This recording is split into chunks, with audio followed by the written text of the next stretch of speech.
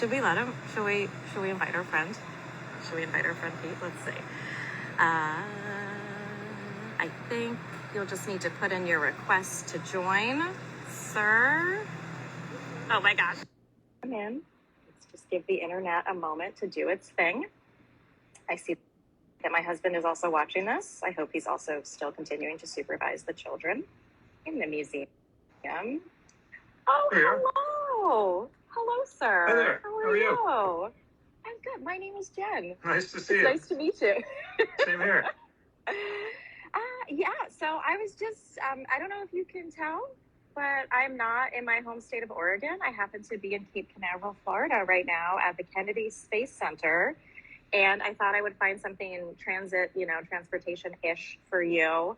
But I don't know if they ever let you go up in a spaceship or a rocket or do anything with that. But sadly, no. I always maintained that space counts as transportation. It does. But, didn't mean I got to sample the experience. How is it out there? I've always wanted to check it out. That sounds so cool. It's a little humid. It's a little hot, little humid. But I was just telling folks who had joined a little bit early, we just went to the Atlantis exhibit, which has the actual Atlantis space shuttle, which was the first reusable spaceship. I didn't know any of this. I just learned this. The first reusable space shuttle flew on 33 missions. And when you walk in the room, just the scope of it. Yeah. I was telling people, I'm an OB in 2025. I'm a little jaded. But when you walk in that and you see it, you go, if we could do this, if we could figure this out, I feel like we can figure out some of our problems here on Earth as well. Like, humans can be amazing and we can use these things for good. So that was my cheesy moment of the day, but it gave me hope. But yeah, I think you should write a Google review that you were not allowed, and maybe next time they could do that for you. So well, I am just thrilled to be chatting with you today. So folks who are joining, this is Secretary Pete Buttigieg. He was the Secretary of Transportation under the Biden administration. That's back when the plane stayed in the sky. And noting that as I fly home to Oregon tomorrow. So good luck to us. We're here to talk about something kind of serious, right? That this week is the 3rd anniversary of the Dobbs decision, which was not perfect row, but it fell and it led to a lot of issues with abortion access and ongoing access in the United States. And I just wanted to acknowledge that and just think about, what is the biggest thing that you're feeling right now during this week, especially as a man, because we need to bring men into this conversation. Yes. And I would love to hear your thoughts of, as a man, how are you feeling this week? Like so many other issues, whether we're talking about parental leave, whether we're talking about affordable childcare, I think it's really important when it comes to abortion access to make clear that this is, of course, an issue that impacts women. Men should not feel exempt from caring about this issue or being impacted by this issue because it affects the whole country. And, part of what I'm feeling this week, anytime I reflect on the Dobbs decision, is that it really marked, I think, the end of our generations of Americans being able to just assume that we lived in a country where freedoms were always expanding. The story that we believe in, and a story I really care about our country, is one where every generation winds up living to experience more rights and freedoms than the generation before. We're the first generation in a long time where that's not true. And the destruction of a woman's right to choose in this country is the main and I think most powerful instance of that we've seen. But I'm afraid it's far from the last. So there's not only such urgency around making sure that we can restore and reestablish this very important right, but also being on guard, knowing all of the other rights and freedoms that are at risk right now. And one thing I've seen is that most Americans, really regardless of their party identification, have an awareness that our freedoms are very much at risk and at stake. Yeah, no, absolutely. And you led freedom, right? And I want to we need to talk about this. So freedom, the American flag, privacy, don't tread on me. These are American values, right? They don't belong to a single party, and they sure as heck should not depend on your zip code about how much freedom you have. And I would love to know your take on the fact that elitist millionaires can tell people like me what I can do with my body, how we can decide how we grow our families. That's very much big government. That's a huge amount of control. And I don't know about you, but you would never be told you're forced to donate your kidney, right? To keep somebody alive. We have some choice. So why can't we when it comes to our own pregnancies? So how do we process that? Yeah. What do we do about that? Yeah, I mean, I think part of what's gotten warped in the politics of freedom in this country is a loss of perspective that the closer it comes to your everyday life, the more personal and intimate a decision is, the less politicians ought to have anything to do with it, right? And so I remember, growing up, all these arguments, all these dorm room arguments with conservative friends who said they were so committed to freedom that they didn't think we should have, strong enforcement of the Clean Water Act or strong regulation on corporations paying taxes because that would encroach on freedom too much. And yet we're prepared to endorse these kinds of deeply invasive ambitions by politicians to get into some of the most important and the most personal decisions that any woman, that any American could make. Right. I think most Americans do, though, get this, and we know most Americans get this because most Americans support abortion rights. It's it's always been controversial, but actually there's a pretty strong consensus among the American people that wherever you come down on this issue as a personal moral matter, as a political issue, politicians shouldn't be in the middle of this. You're totally, So you might we have a little quiz coming up, and it sounds like you might get some of my questions right because you know this, which I'm not surprised, but it's a breath of fresh air. So we should not feel ashamed to fly the American flag. I don't want to, because I believe that those of us who are progressives, who believe in these rights, we need to reclaim that. It's not a narrative. And I was actually explaining what we were doing on our hour drive from Orlando today. My husband, I have two boys, and they're 10 and 14, which is terrible because they're getting too big. And my 10-year-old was like, explain to me, they know we talk about this stuff all the time. But he was like, wait, so what does it mean to have an abortion ban again? And I said, remember when you cut your knee open and you needed stitches? Could you imagine going to the emergency room? And they said, sorry, we can't do that here in Oregon. You have to go to New York to get that done. And he literally said, well, that's really dumb. I said, yeah, and that's the same exact thing. Can you imagine if you were pregnant and you don't want to be? He's like, yeah, and these are boys who will grow up to be men, and you've got kids too. And I think it's really important that we realize that we need to be talking about this with everybody, men especially, because their voice matters too. And the data shows that men listen to more men when it comes to reproductive rights as opposed to women. I'm not going to get mad about it. I'm just going to say, cool, let's use that. But the other thing I wanted to highlight too is that I'm here in Florida right now, where there's an abortion ban at 6 weeks, even though the majority of Floridians voted against that in the abortion ballot measure. 57% said they did not want that. So our government's not representing us. It feels terrible to be here and know in 24 hours I'll be back in Oregon and have different rights.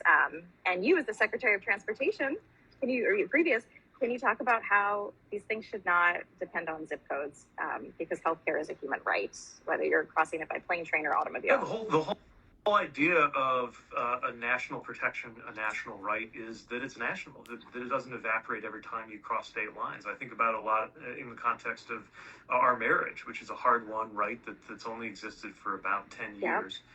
We just celebrated our anniversary. Our actual marriage has existed for 7 years now.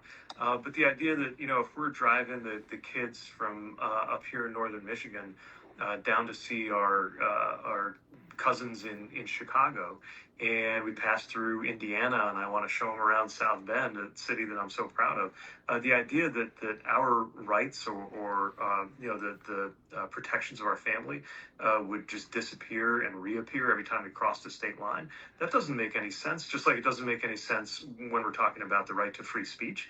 And it shouldn't be the case when it comes to healthcare and reproductive choice and abortion access either. There's a reason why some of these basic protections were put into the Constitution. We made a decision as a country. From state to state, you might have a different system for driver's licenses. You might have a different setup for your unemployment insurance. You might have different tax incentives for different industries, but you don't have different fundamental rights because they are American rights. And as an American in America, the American Constitution should protect you. Absolutely. Yeah, absolutely. It's an American right. It's a human right. And it's kind of, again, we're not telling states that you have to do everything the same, but a red light is a red light everywhere, right? And there's a reason for that. Because if we had different driving rules, it would be a hot mess. But there are some things that you have to treat like that. And there's a lot of confusing messages right now. Every day, I feel like I go on my phone and I see 8 million different messages. And sometimes it's hard for me as a medical professional. So the average person trying to navigate this, especially in a moment of crisis, super difficult. So I figured, what better way to clear up some than a little true or false quiz show for you? I wish I had a prize for you. I don't, but you'll do great, and we'll all give you a thumbs up. Are you ready? Ready as I'll ever be. Yeah. Well, good luck. Okay. True or false, you can get abortion pills mailed to you in all 50 states in the United States. That should be true. I hope it's true. It is true. It is. Yes, it is true because of the beauty of things called shield laws. Right. So these are in states like New York and California, where doctors can prescribe medications to folks who are in other states like Texas and Louisiana and other restrictive states. And this is a great thing because for some people, this is the only way that they're getting these medicines, and they should not have to work extra hard to get them. And these are medicines that have been safe and FDA approved. There's a lot of chatter out there about them not being safe. They absolutely are. So I'm going to give you credit for that one. I'm really proud of you there. Right. So we're going to move on. This is just in your wheelhouse. True or false? It is illegal. It is illegal to travel out of a place like Texas to go to California to get an abortion. True or false? False. There is that freedom to travel. Now, of course, that doesn't mean everybody's in a position to do it or can afford to do it. But I don't want people being scared that they cannot do it because it's illegal.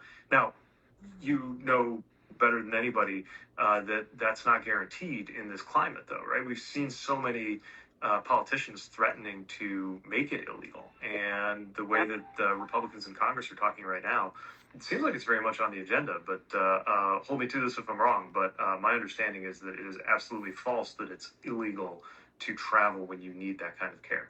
You are absolutely correct. You can travel, but like you said, it doesn't mean it's easy for everyone. And it doesn't mean that they're not coming after it and trying, especially through some very tricky laws. But in a city like Amarillo, Texas, where they tried to put forth a Protect the Unborn Sanctuary City Act, the city spoke up, and this is including people who do not normally support abortion, but they said, this is not how we want to run our city. We do not want to turn our streets into a police-like state. So as of right now, you can travel. But we have to remain vigilant because we don't know what's going to change. And the same with abortion pills as well. Okay, this one might be a little tricky, but you might get it. True or false, 65% of Americans say that politicians should stay out of the exam room and leave the decision of abortion between a pregnant person and their doctor. I know a majority of Americans believe that. I wonder if it's even higher than that.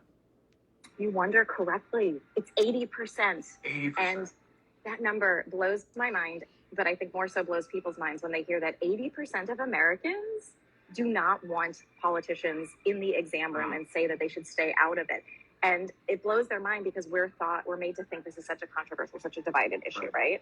And then people say, well, I'm sure that no Republicans do. 62% of Republicans agree with that. So this is an issue where Americans agree. It's just that we've been made to think we're so divided. Why? Because that's how people get you to the polls to vote. So I need people who are watching this to know that number and tell people. Because when you know that, then you're like, oh, wait, we are going to fight back. We are in the majority. The arc of history is long, and we are going to get back to where we need to be. So I'm going to give you credit for that, too, because you were like, you knew which side we were on. Okay, final question I'm going to have for you, and then we can kind of wrap up here.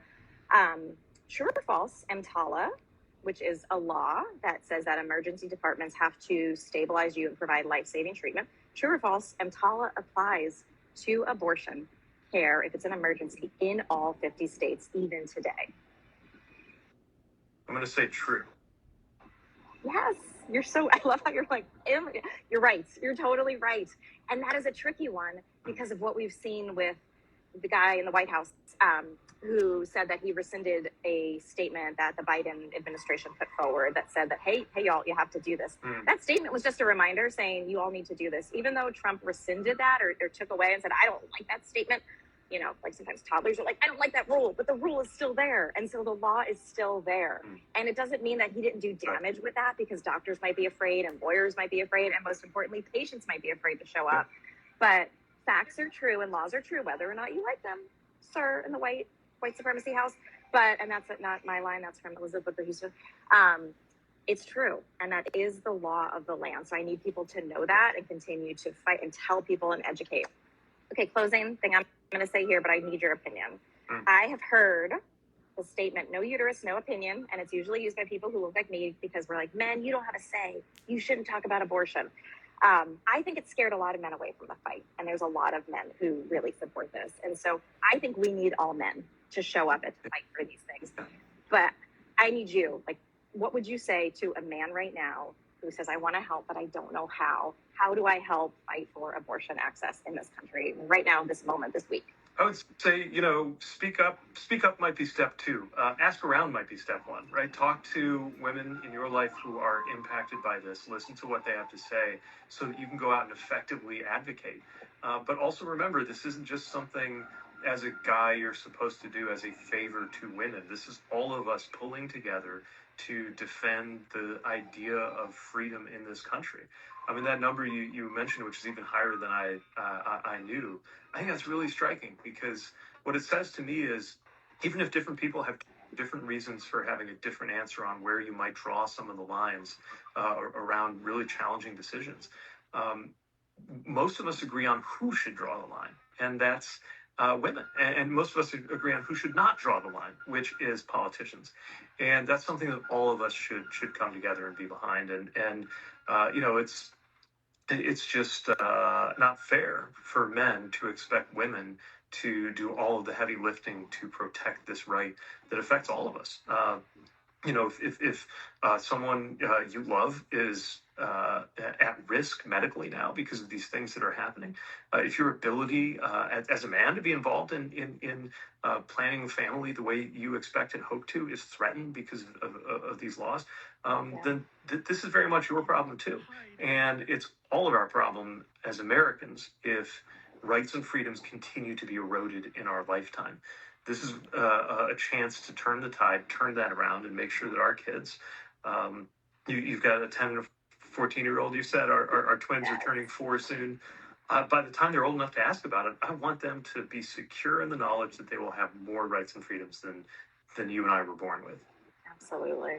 No, I appreciate that so much. And you're right, listening and talking and really amplifying that work that is there. Have you heard of an organization, Men for Choice? I feel like I've seen you. Yes, I think yeah.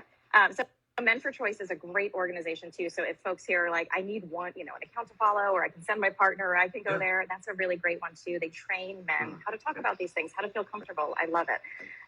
Okay, we've gone a few minutes over on time, but is there any closing thing you want to say to our viewers other than, can you let us know if you're going to run again? Because everybody's saying but you don't have to answer that right now. I don't have any big news to make right now, but we can't make this the breaking moment.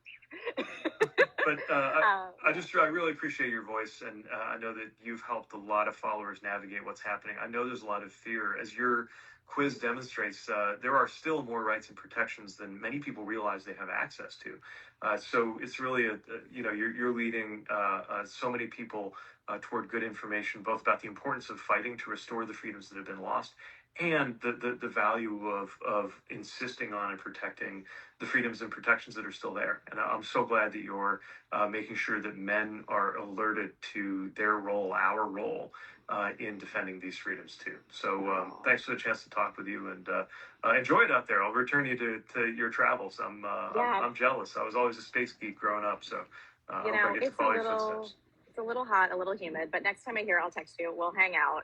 But yeah, I'm going to go see if I can find my family. They're probably eating ice cream because it's, 10:45 in the morning, as you probably know with your kids. It's what you do. It's what you just to survive. But thank you so much, sir. And thank you for being a voice and a voice of hope in these dark times. We really appreciate it. Appreciate that. Same here. Thank you. Yeah.